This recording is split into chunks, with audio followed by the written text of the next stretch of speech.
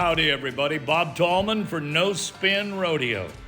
No politics, no BS, just hard-hitting news and rodeo commentary from two of the most trusted sources in our sport. Kendra Santos, Tommy Joe Lucia. Listen up. Here we go. Well, good Thursday morning here at the amazing South Point Hotel and Casino right here in Las Vegas, Nevada.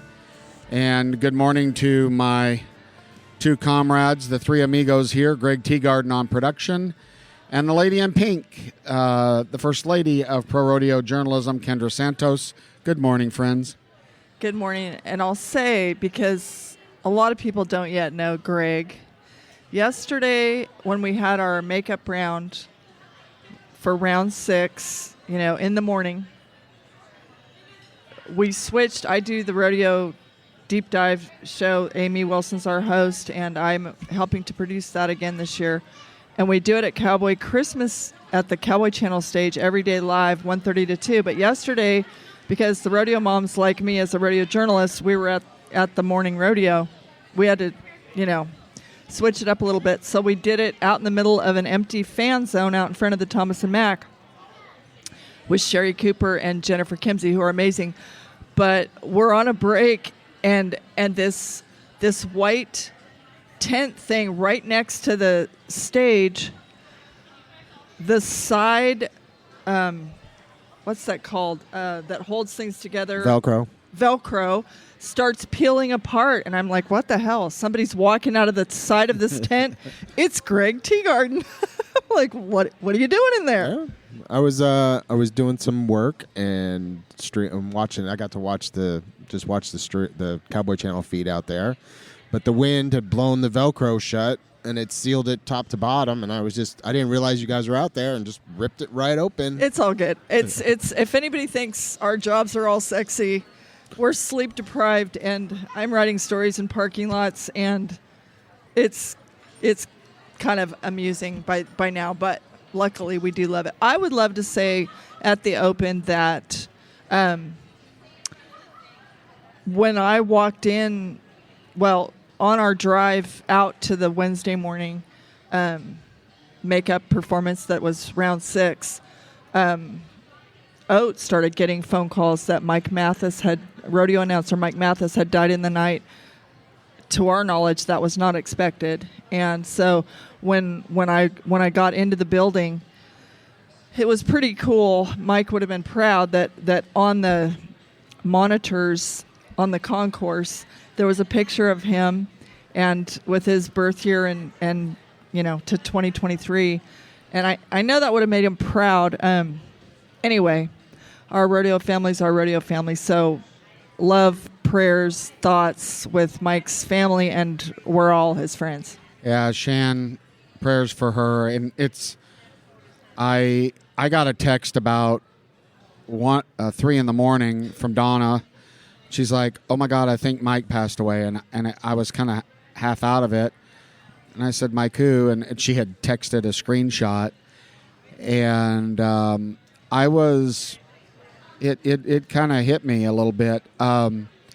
Mike was one of the original announcers when I started producing the PBR event. Yes, and I worked for the PBR then also. Yeah. And he smoked, and he had that gravelly voice. He smoked like a smoke chain. Yes. And I remember, I don't know, it was one of the first runs of the tour, usually like a Worcester, Massachusetts or something. Mike walks up. I said, how you doing? He goes, I'm doing okay. I quit smoking. And I said, what? He goes, yeah, I quit smoking. I said, well, what about your voice? He goes, no, they told me I've screwed this up enough. It's not going to change. I'm good. But I was surprised. I did not realize that Mike was 75. And isn't it great that at 75, you're hosting the Ram tailgate parties here at South Point, essentially announcing one of the perfs. They lost audio up here, and Mike announced it. Right at 75, picked it right up, and he was close to Liesl Harris, and I can see him and Liesl, Dad, Cotton. I mean, you start to see this group at Heaven's Doors at that arena. And going to miss Mike and praying for his family. But he had a great run in our sport. He did, and he also served for many, many years, in the administration, not in a staff role at the PRCA, but as a representative. And he worked hard for a lot of years. And I do think he really did try to do what was right for our sport. And so, anyway, we go back to the PBR with him. We've known him a very long time, but I've seen him out here, in the last few years when my two boys roped in the PRCA Permit Challenge. Mike was the announcer. He kept blowing and going hard right to the end. So good for him. And everybody remembers Mike's voice, but I remember if he really laughed, if you remember me, he would go, and so that's what I remember. I remember a big heart. So hats off to one of ours who we lost. And so I was thinking on today, it's really hard in 30 minutes. We've got 3 rounds. So what I was going to pitch out to you is we just hit highlights, like big notes, takeaways since we've set together. And because if we deep dive very much here, Oat is not going to be happy. And I think he's hauling Yetis now without your help. So you're probably already in trouble. So I'm going to start with that 10 o'clock perf, and then I'll kick it to you. You kind of, here's what I was amazed. Ann Bleicher on our team posted on the Utah Days of 47 social a picture in the building, and I couldn't believe how many people were there, right? Mm-hmm. And then I found out that, and this is cool beans, all of the UNLV students invited, first responders invited for free, and they showed up along with the family members. The PRC invited several first responders into their suite, and cool beans. I thought it was super cool, and I was really happy to of course get to be there. There were a fraction of the people, but the diversity in those stands, hardcore fans that were families of contestants, SOC contractors, and contract personnel, and then I couldn't agree more. Inviting students. We had people sitting right in front of us who had never been to a rodeo before, first responder types, and it was a much smaller than usual crowd. Nobody in the upper deck, but everybody. We all got cozy down Gold Buckle Plaza, and hardcore fans sitting side by side with first responders, including people who dealt with the UNLV tragedy the other day. And to me, last night in our doubleheader night, what really stood out in the opening was same in the morning. As a people, we stand for our flag, and we're very respectful and grateful for the first responders and for our soldiers. We also stand for our soldiers every single time, whether it's slack or not. And it's cool. I'm proud of us for that. Yeah, and of course you were there. Hambone, who co-hosts Rump Chat, had to be at the building, so I went over. So big shout out to Rumford. I was a co-host on Rump Chat, and they traitor. Well, no, I'm just kidding. He was so it's nice on joking. it. He was like, I want everybody to do good. And then we went and got on Flint Show, and my wife says to me, well, you don't normally do those. I said, that's because all their guests who are at the Thomas and Mack. Yeah. Right. It's for the reason I was cool. over there. That's cool, and that's just another example of the millionth example of the camaraderie that we all have. But it was a smaller crowd at the round 6 morning, but it was very strong and very upbeat, and it was a great crowd. And walks by. Hi, Robert. One of the high guys in the professional bull riders, Mr. Robert Simpson. Known him since Lazy E. Yes, sir. Hello. Long time. Good morning. Good morning, champ. Kendra's known you longer. Really? Shit, I was 5 years in. Oh, well. Good morning, Robert. Welcome to South Point. Unpack your bags. I'm sorry about that. No, it was fantastic, and since we better get to some event talk, I will say super cool for me personally, not only because he's my tattoo bareback rider, but he's my tattoo bareback rider because of a heart choice. Jacob Lees and Tanner Ross split the round in round 6. It was Jacob Lee's first NFR win and victory lap. And it lists him now from Caldwell, Idaho. But when my kids are in high school rodeo, Jacob Lees, hi Sherry, Jacob Lees was our lone bareback rider in District 7 on the Central Coast of California, and I'm almost positive, I am positive that his senior year, he didn't make the whistle until our last final rodeo, the last day of the last rodeo, and to see him win around at the NFR, that's so cool. That is super. Yep. That is super. Well, I didn't dig much into the specific rounds. If you have some highlights from the specific rounds that you want to pull out, like, because I've got some stuff that's kind of, me, I'm not that guy, but I've got some bigger things that I'd like to talk about after we dive into the highlights of the round. Well, let's just mention also that last night Clayton Bigelow, 2019 world champ, won the round in the bareback riding, and that kid I've watched his whole life.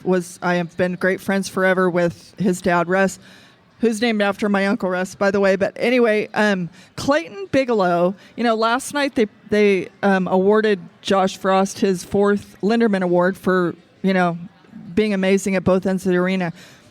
Don't be shocked if we at one point see Clayton Bigelow somehow in that mix, because he, having watched him grow up, his mother is like from a world-class horse jumping family. Clayton can jump a horse with the best of them. He grew up I'm almost positive he was a state champion cutter in high school, and he ropes. He's a very high-end roper, and by the way, he will beat your ass on the golf course. So that kid's an all-around hand in multiple sports. Well, I was glad to see, of course, I've said it before, but I'm partial to Tim O'Connell because of Three Hills Rodeo and knowing him since he's a little guy. And good to see him up in the money. Interesting, I talked to his dad, Ray, and his mom. And, as we've talked about earlier, the rodeo families come in, and they're there to help take care of the kids and the grandkids and support. And a couple interesting things out of that conversation. One was they were considerably nervous about the postponed performance. I never thought about this because everybody has taken off work and they got to go back to work on Monday. And so they were relieved the way it shook out. And then we kind of talked about Tim. And I said, he didn't start. He didn't have the start he wanted. Well, interestingly enough, he brought 3 bareback riggins. And he told his dad, the first night when he ran his hand in the first bareback riggin, he said it just didn't feel right. He said, I couldn't lock it down. You see those guys pop it in and then they lock it down. And I assume, because I've only got on one bareback horse and it was with a soft handle, and that's terrifying. But anyway, he said it just didn't feel right. He said his dad, Ray, said it was it felt like he was holding a 5-gallon bucket by the tips of his fingers.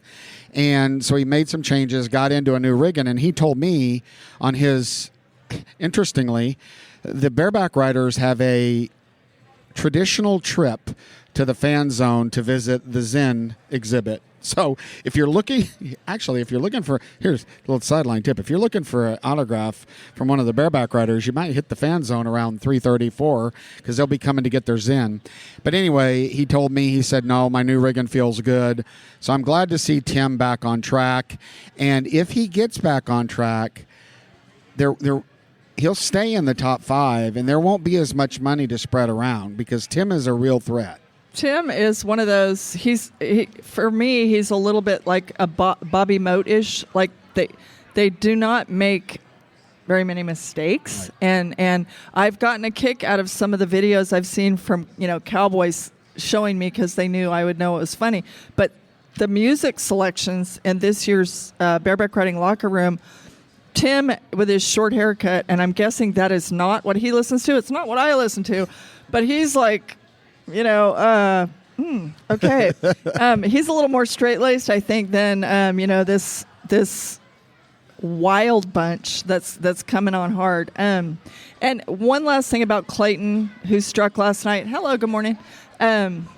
before we move along, is he and Annie Rose are brand new parents to a little boy named Callahan, and so congratulations to the Bigelows. That's super exciting. And I've noticed that little Annie Rose, who grew up also high school rodeoing with my kids, she was not up on that stage because she was in the room with the baby, at the buckle deal. So anyway, congratulations to the Bigelows. That's super exciting. We better rip on to the steer wrestling. Okay. So one thing of note, there have been some controversial calls here in the last few days since we got together. One of them was in the steer wrestling, and it was with Tyler Wagasback, and there's a lot of, hi, Chris, question marks, various opinions, and by the way, several Hall of Fame steer wrestlers that I'm in the midst of have watched it over and over and aren't even sure. So this is not a rip against the judges because aren't sure. Well, I'm just saying, people have watched the video, they've stopped it. It was the basics of it is whether or not the steer hung a leg and the leg was starting to come out. No, his leg kicked out. Well, I'm just saying, a lot of people think his leg did kick out. I've been waiting for 24 hours to get you beside me to have you argue against replay. No. I'm not arguing against replay. You have in the past with me. All I've said about replay is not that I'm against it. It's that you better have it together in how you use it. And you have to have an absolute expert at the wheel. There are things you also you have to be you have to be so honest. You can't use it to brag that you have it. It has to be legit. But in that case, it still would have been hard because the best in business were still arguing. I'm saying clearly, I understand. We agree to disagree. No. I'm not saying it was 18,000 people on the replay watch that leg. No. I am with you. I am with you. I think everybody agrees that he had a flag coming before he did. So, but I'm just saying before we turn feather somebody who watched it once in real time. And I am not. Now let me make this real clear. Advocating for replay is not a bash on the field judges. I got it. It would help the judges. It's the same thing as in other sports. Right. They see it the way they see it, right? They make a call. And then someone, an expert, and you're right, you would have to do this right, but it's not that hard to do it right, looks at it, and if there is overruling video evidence, it gets overturned. If not, just like it works in other sports. Fair. What he saw stand. My point in even bringing this up is not to rise your blood pressure this morning, but to say to people watching, if you're wondering why in the last couple rounds Tyler Wagasback has been being very deliberate with his 150% flat fall throw and holding it for a second or two. Okay, that's I'm just saying that's the reason. And by the way, we were all thrilled to see him share the victory lap with Stan Branco last night. Stan Branco is having a hell of a week. Well, and you had the same situation. We'll get into team roping. Yes. With the Crossfire and Proctor. And here's what I have to say on that. I'm not going to rag on replay anymore. Let's back up 1 second. Okay. A couple days ago, after highs, lows, highs, Coleman Proctor and Logan Medlin, they're 3-1 and get flagged out for Crossfire. Now go ahead. True. Thank you. That was for a world record and an NFR record. I should have clarified. But out of all that, they get flagged out. Unbelievable run. Coleman Proctor gets on his Instagram and was about as cool. And I was just going to glance through it, and then I couldn't quit listening to him. And he was such a pro. He was advocating the fact that, there was probably a Crossfire that wasn't called in his past that might have got them there. And it was organic. He was not angry. And again, and I'm not angry at the call on the field. I just really want to see it right at the Super Bowl of rodeo. That's just I want the right people to win. Absolutely. I couldn't agree more. And yes, Coleman, It was a little bit reminiscent for me of Coleman's Grace, which is classic Coleman. But, I mean, that's for a world record. Like, you may never have the chance to do that again. Correct. But what I'll say, like, Coleman and that Little Bay Horse Heisman have been bad medicine, like night after night, and amazing. And what it reminded me of a little bit with his Grace was the year that Luke Branquino gets flagged out in a very questionable call in round 10 that cost him a 6th gold buckle, which would have tied him for the record on gold buckle count in the Bulldogging with Homer Pettigrew. And even in the moment in the arena, like he's like thinks he won it all. Just like Coleman went crazy, like he's high-fiving people in the gold buckle front row, whatever. Luke, for that split second, he knows he just won the world. Yeah. And then he realizes, you know, this very could have gone either way call, you know, coin toss at best, whatever you want to say. The grace he showed too, like that's really hard to do. But, you know, these guys, I feel like they feel that, like what Coleman said, sometimes the ball bounces your way, sometimes it doesn't. I mean, I've seen, you know, Trevor Brazil and Travis Graves won Salinas one year with a hickeyed horn in one round, and then a different day it did not go. You know what I mean? Like you just it happens. It happens. We're humans. And again, and I because there's lots. Good morning. Thanks for having me on your show, Flint. You guys go to the big trade show and watch a really great show. This has been all over, and everybody's talking about it. And just don't use the excuse, well, we probably shouldn't start replay because we've got 600 rodeos. Start somewhere. And this one might be a good spot. Start at the very biggest rodeos, maybe. This might be a good spot to test it at big rodeos. Test it. Make sure it's right. To get it dialed in, and then I agree with you. If it's dialed in and it functions as it should, of course, that's where we should be headed. Are there other rodeo events that have replay already? Well, the PBR's been doing it for a long time. The WCRA does it. And, you know, so because I've been a part of, originally, you and I, Greg, were a part of setting up the camera options and things of this sort and how to do that in a credible way. But I don't want to, that's too long on that. Yeah. But so before we move past the team repping, though, last night, 3 teams split the round 7 in the team roping, and Clint Summers and Jake Long, really, Clay Smith and Peyton Bray, and then hold on, there you Derek Begay and Coulter Todd, and I'm thrilled for all of them. A big twist on the downside last night was average leaders Andrew Warden, Buddy Hawkins. That was a big swap. Buddy missed last night, and that sucked for them. But there were big turns in every event. A big turn to back up a step in the bulldogging last night. A steer getting away from J.D. Struxness. Yep. That was a Takes huge. that away. The tide can turn at any time, and that's where, like, guys talk about coming in. It's a dangerous play to come in here thinking I'm going to win the average. Because, you know, people like Jake Barnes and Clay Cooper have talked to me, you know, T. Woolman, for years on strategy.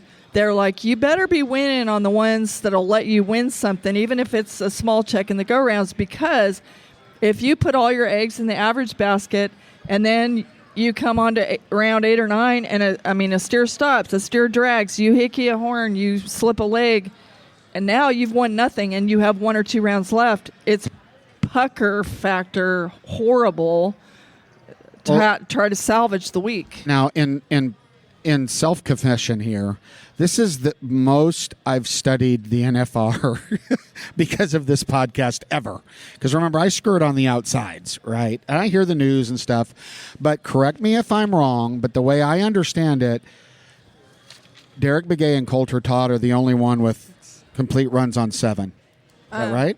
If you think I've done any homework overnight. So I think they're the only ones on 7. And for any of you, real quick, for any of you rodeo people that are just starting to listen and get into rodeo, so they call it an average, but it's really an aggregate. I mean, it's a collection of scores not divided by anything.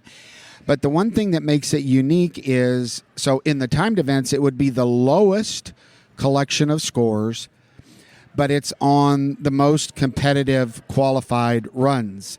And so when I say that they're the only team left on 7, they caught all 7 steers. I'm pretty darn sure that second place in the aggregate is on 6, right? Which is a whole nother bucket, right?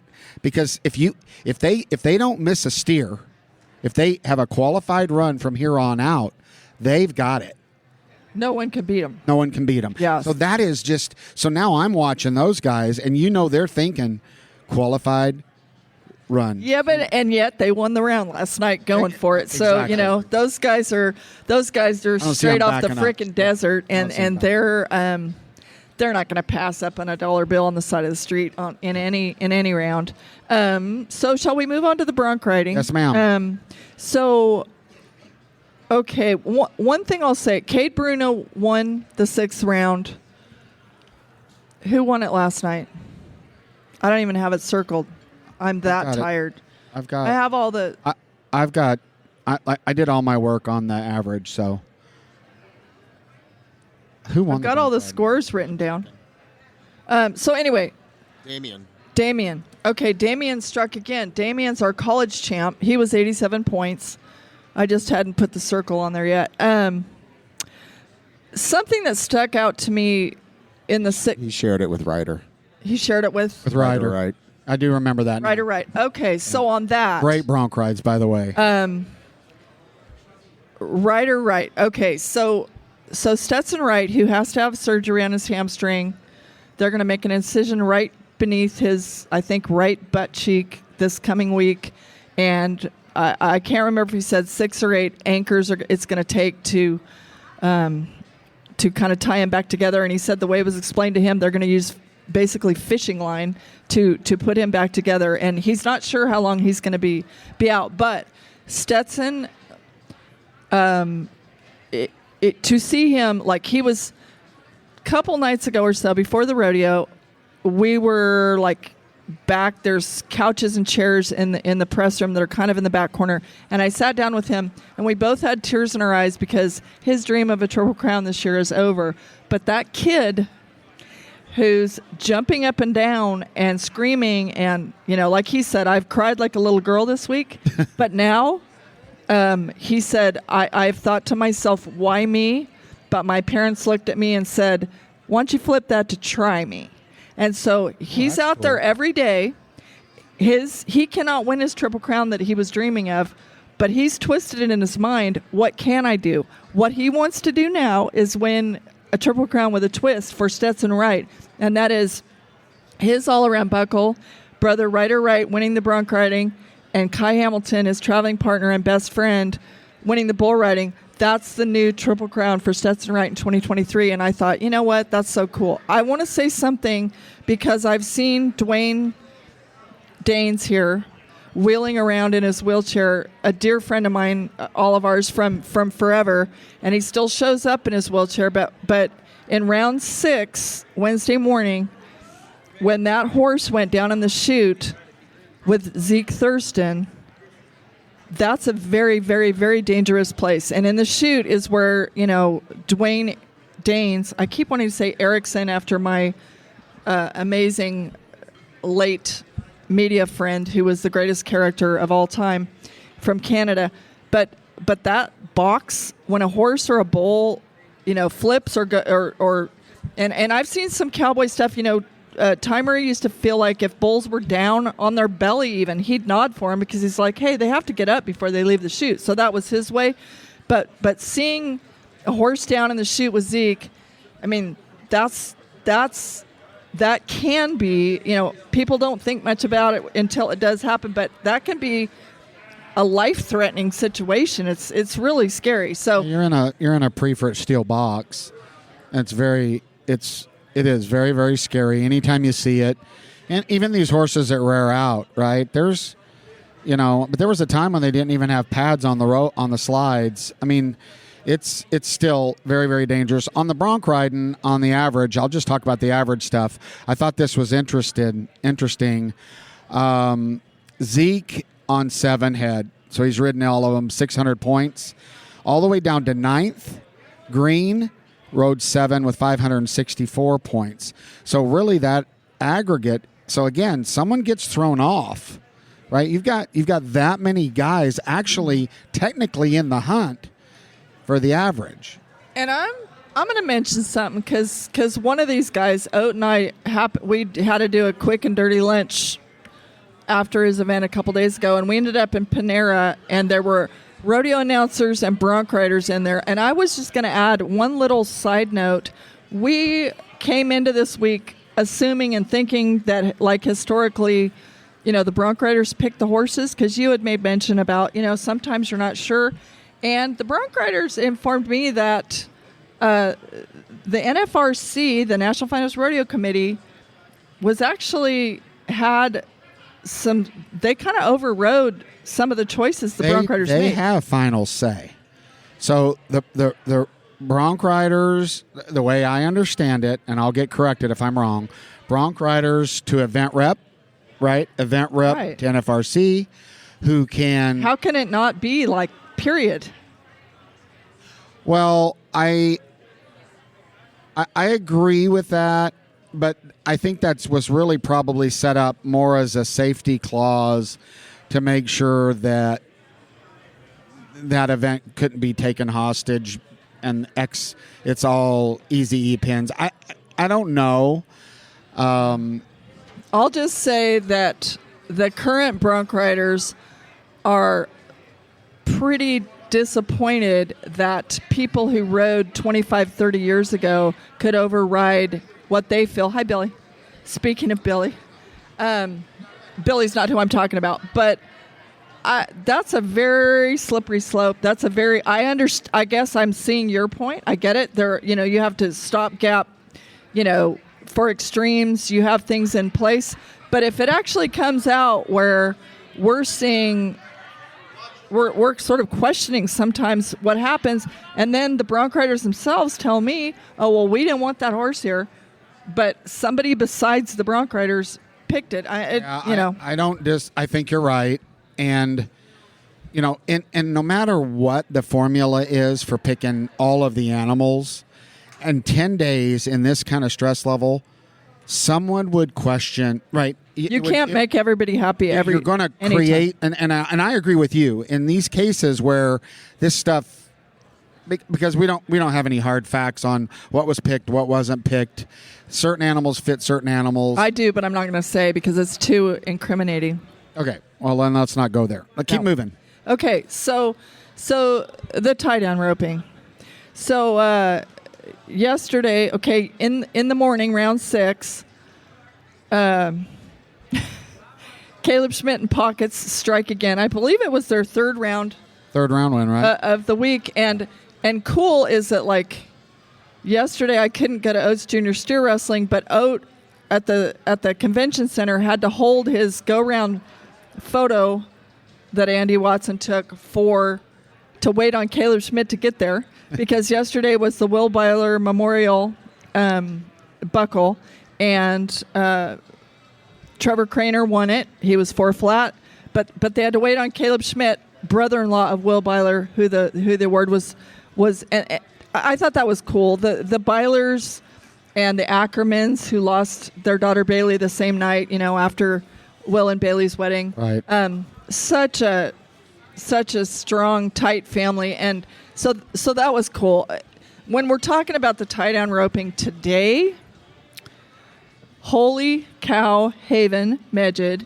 So he's first out last night in round 7 on his little sorrel horse, Lil Punch, who's been on point. He didn't start on him. I think he started on Smoke, his bay horse. But anyway, he's first out. He's winning the average, and he's 6'4" and sets a new, taking 2 wraps, no less, a new NFR record. I mean, that was pretty badass. Yeah, but the next run. Oh my God! Okay, and that's not controversial, but yes. No. Then the next run, kind of like that night when JoJo Lamond was 3-4. Was it JoJo Lamond and Randon Adams?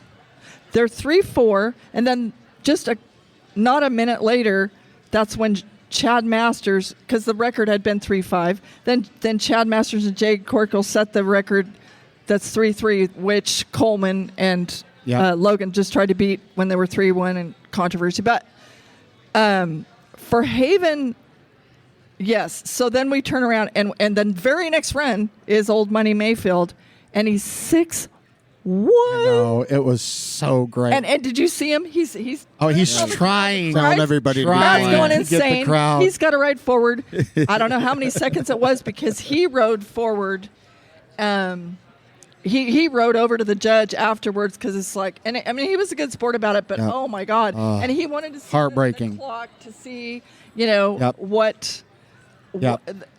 what it said. And I don't know what it said, but it wasn't like the calf got up, 1 or 2 seconds in. So, oh my gosh. Yeah. But I mean, the calf ropers are putting on a pretty fair show here. It's been a really, really great tie-down roping. But if you really look at the aggregate, now remember, as we talk about this, first place, if you win this aggregate that I'm keep talking about, that's $78,000 on top of your winnings.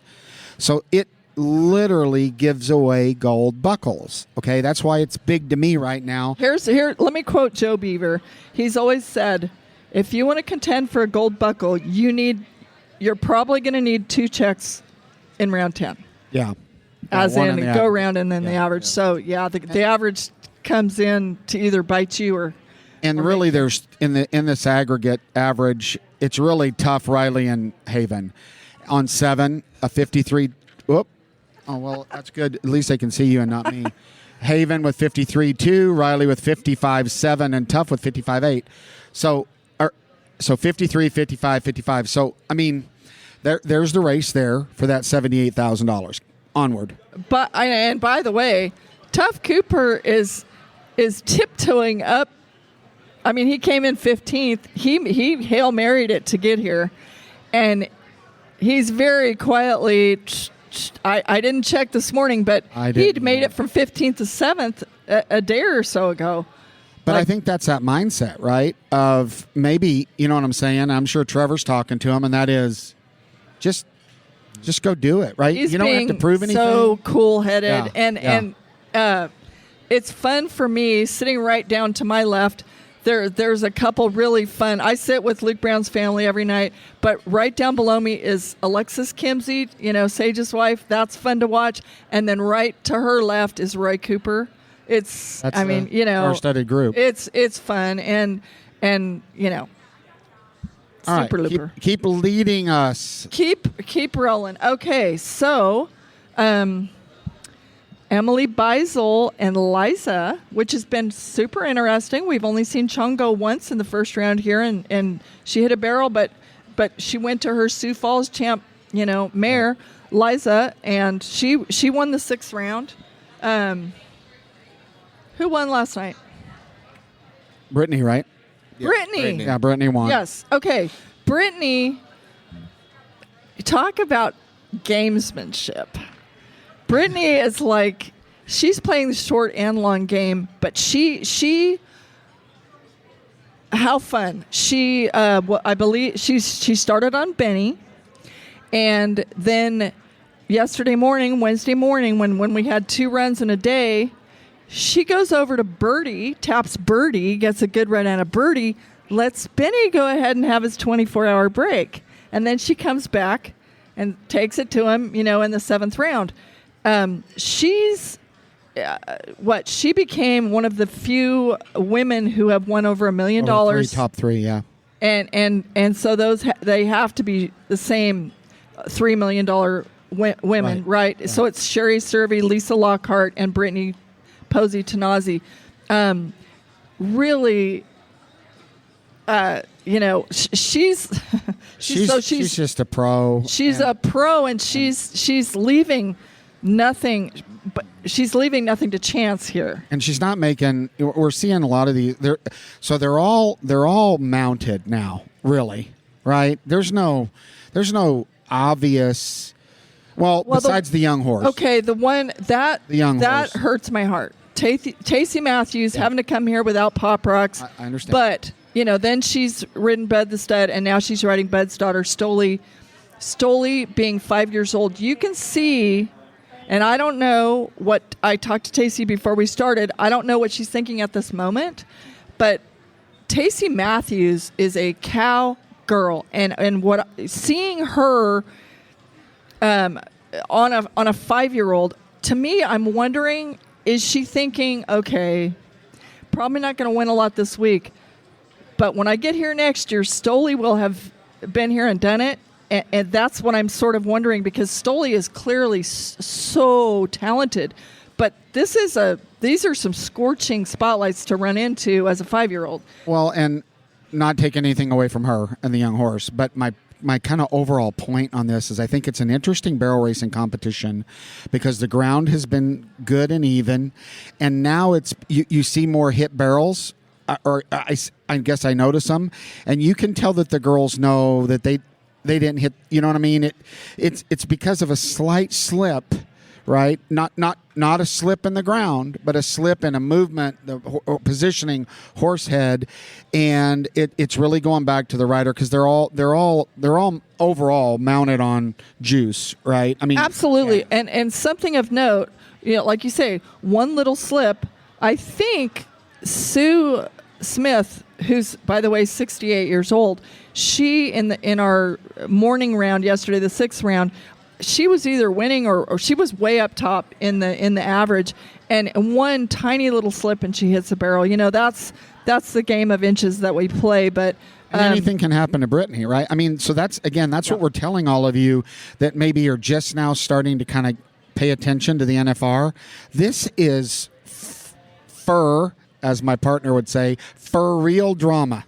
Right here, and competition. That's what the Shakota boys say. We ain't fur it. You fur it a lot, and that's okay. Everybody likes fur. All right. So okay. You want a bull ride now? What a story. Okay, well, before we get to that, let me say this. So many people, my phone, full disclosure, I cannot not answer hundreds of messenger messages every day, and that's what I get. And I've always been such a strong proponent of everybody deserves an answer.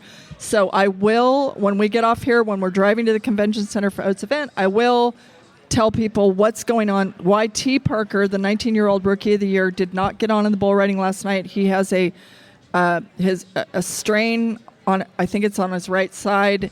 I don't know which round it happened in, but the fact of the matter is he didn't get on last night, which means automatically, because it's an injury situation, he can't get on. You have to sit out at least 2 rounds. Well, if you remember on Tuesday night when he got off, he had a heavy bull. He was holding his arm. I remember that. And I mean, Sword Up Cowboys, I mean, look at Orrin Larson, your guy, Orrin Larson, Greg. Oh my God, he's like been looks beat like a to Confederate hell. soldier. Yeah.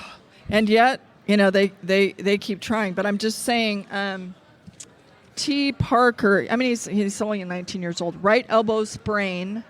His status is questionable, but he won't be getting on again tonight. He's not on tonight too.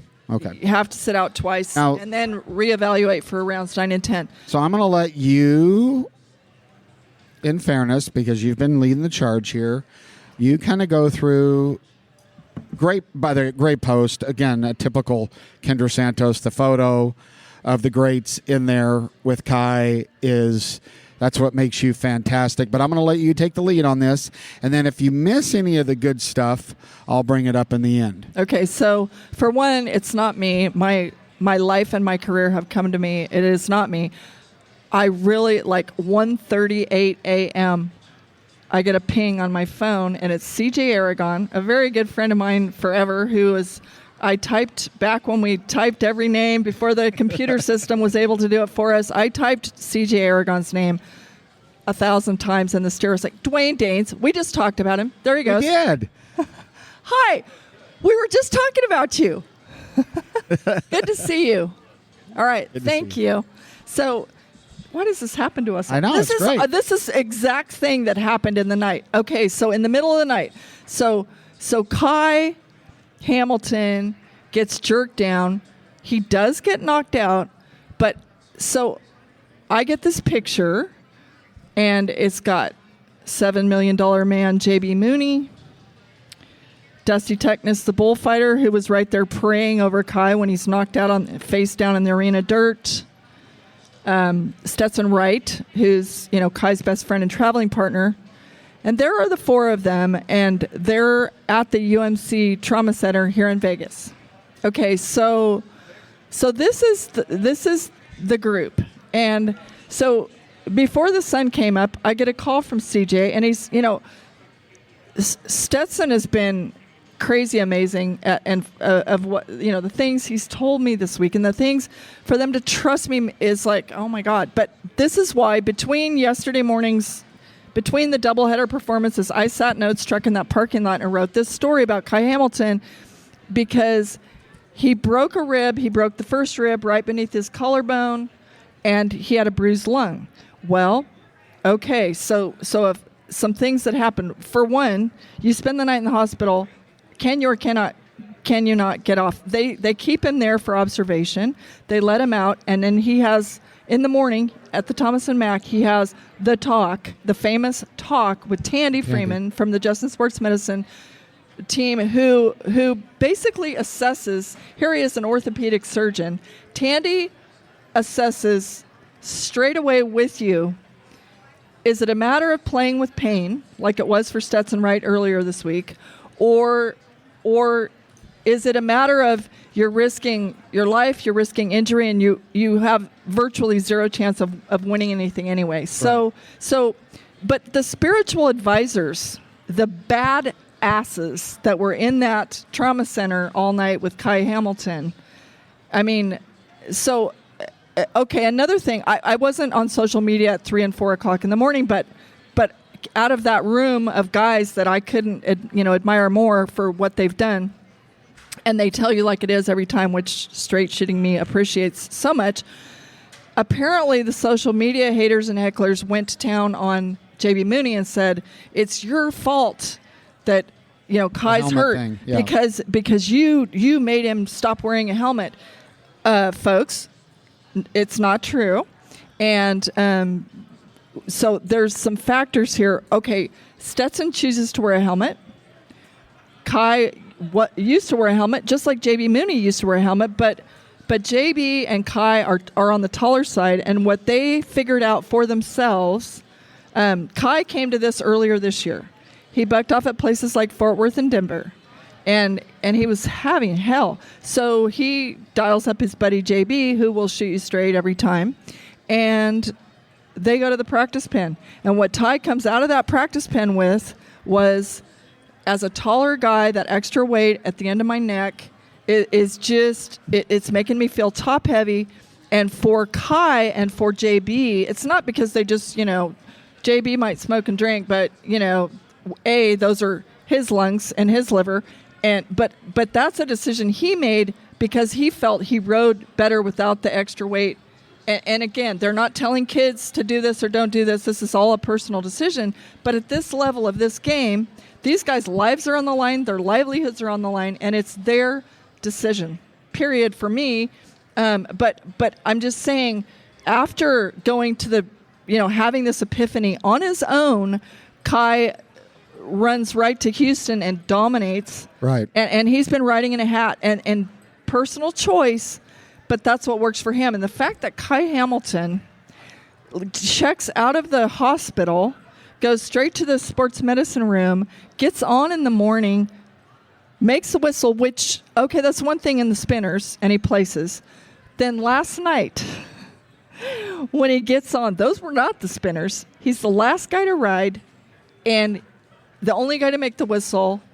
Stetson Wright's going ape shit on the back of that chute because it's almost as good as him winning himself.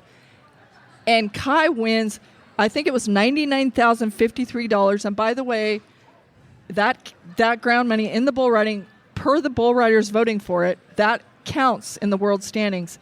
So now let's talk. Before we do that, okay, I want to take a step back. So this is hearsay source talk. Kai comes up for the talk with Tandy. Again, secondhand information. Tandy says probably best that you not get on this morning? So there was discussion about him having 2 bulls later in the day, and I heard some negative feedback because Sage said, well, you can't do that. Well, that's right. You can't do that. You either get on when everybody gets on, and so Sage doesn't deserve anything negative on that. And so JB, I understand, is there, and you got Tandy and JB, and the way I understand it, JB said to him, hey, he's not telling you what to do. He's giving you a choice. He's giving you advice, right, on this.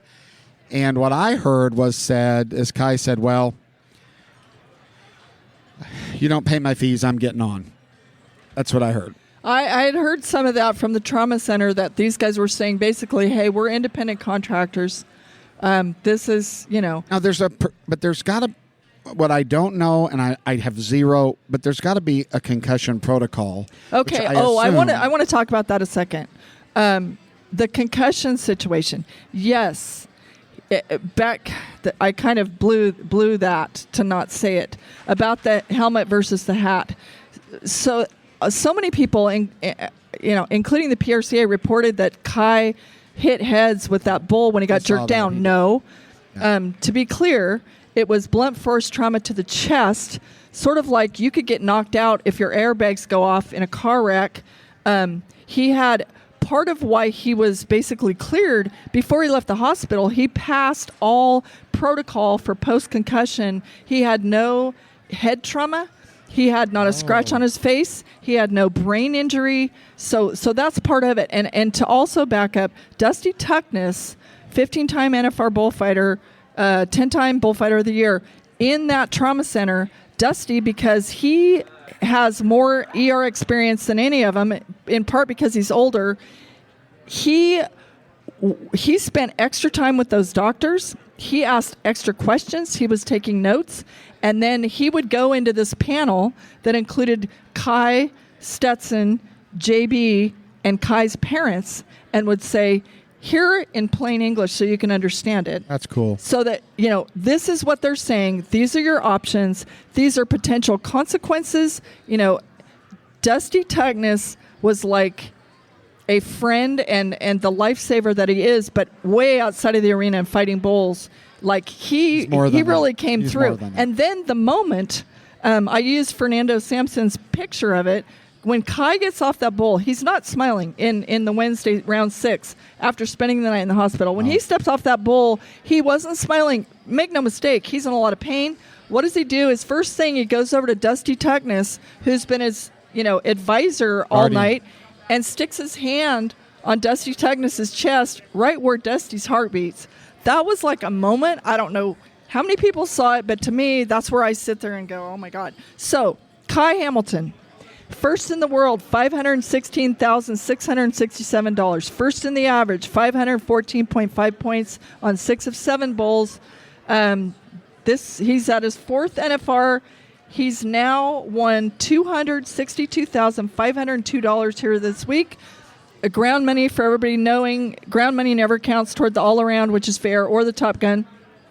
But he does lead the Top Gun standings. And, I mean, can you imagine this story if it continues like this? If he keeps it up, it'll be great. So we got a couple minutes left. So it's just a great story. There's so much here, people. It's so exciting. So we've only got a couple minutes left, but we don't want to leave out our people that reach out to us with feedback. Greg, what do you got for feedback today? And we want to thank everybody. We'll be back here again tomorrow, and we're going to quickly hit on feedback, and then we're going to.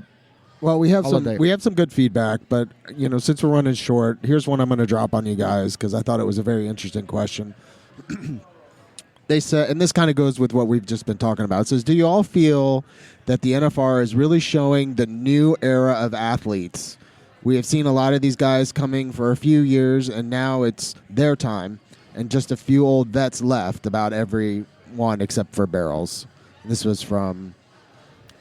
Well, I don't know what they mean by, are they showing them? I mean, we're watching them in every round. I don't know what that exactly means. I think what they're trying to say is, do you think this is the new era of athletes coming up? There's so many young guys in There's the clearly some turnover. So many first-timers. There's always turnover. I don't I don't think that this now in the bareback riding, there's the biggest crop of young bareback riders that we've seen in a long time. With the exception of that, there's always the young turnover, and you're always, when we're first starting to talk at the first NFR, we're like, will the rookie handle the yellow chutes, right? So this is, I don't think it's that much different.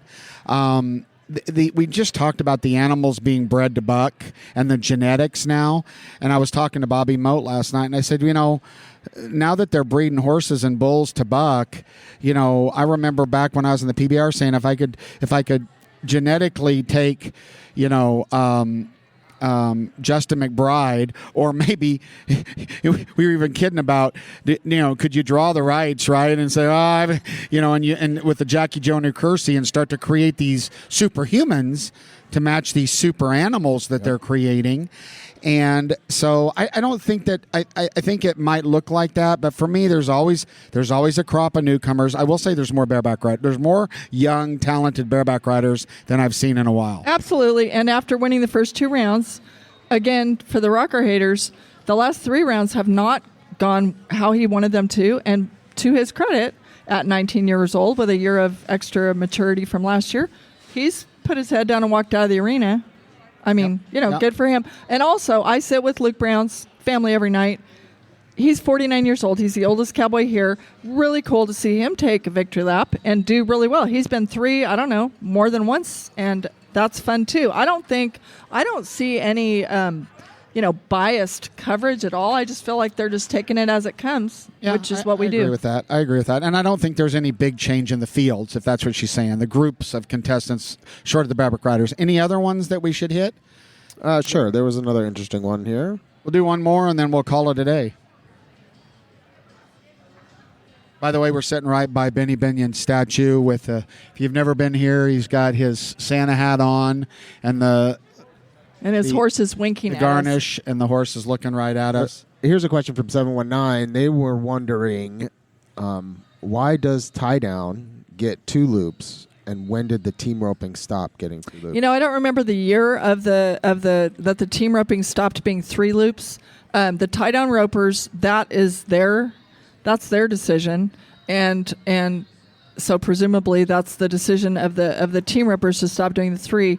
I told us earlier, but I think it's funny enough to tell that Marcus Terrio, who's here for his first time, used to cheer for team ropers and calf ropers to miss because he wanted to see them, use that second loop. Build. And it's scary and Joe B talked about it, when those calves go left around there by that camera pit, right? The way those guys get off, there's wreck spin in that corner. Okay. You're thinking Codiola a little bit, maybe. Absolutely. Yeah. And so that always kind of gets me a little freaked out. But so to answer the question specifically, it sounds like it's in the contestant base's hands in their policies and rules that they put forward and vote on and agree to, and that's the way they do it. And I think it's fine. I think it's fine too. And you have to have a second loop tied on in order, to use it. And you'll see guys as the week goes on that are out of the average that stop tying on the second loop. But I do agree that it's fun to watch. I used to think it was really fun to watch the team reppers who had to actually rebuild and use 3. There was some real creative, amazing stuff. Fishermen. Yeah. Amazing stuff. Yeah. Well, we want to, again, hats off to Ryan Growney and Mr. Gone. Real touch on real quick before we get out. There's old Sharp Nose, Chuck Kite. There's some underdwellings about breakaway, right? And there was some signs brought to the fan zone, and UNLV said, look, if you're going to bring signs to the fan zone, you have to petition for that if you're going to do distribution of them. So they weren't allowed to distribute them. It's simply UNLV policy, okay, that if you're going to distribute stuff, you've got to get it approved. And so, there's more conversation to be had in the future, not today, on breakaway roping and how it evolves here in a very legendary set of events with a brand new up-and-coming event. So. And to be clear also, because I bumped into some breakaway ropers at lunch, just like I did the Bronc Riders, there is a real range of opinions on how they feel they should go about that. And so, to be continued on that, but Some of the breakaway ropers want to, pound it down your throat, and some of them want to be a little bit more, use a little more finesse. Well, we'll have a whole conversation on this, but it seems to me that when breakaway roping is at every rodeo, at that point it should be equal money. Right? If it's at every pro rodeo, then I think it should be equal money. But way more conversation on that in the future. But on behalf of Kendra, Greg Teagarden, and myself, we really appreciate you. If you're not, be a subscriber. If you're a subscriber of No Spin, it'll let you know when one of ours come out, because we'll go back on a 2-week rotation. Well, I don't even know. We may go through Christmas and not start till January. But thank you for joining us here on No Spin Rodeo. We really appreciate you. We appreciate the wonderful South Point Hotel. We'll see you tomorrow for episode 16 of No Spin Rodeo.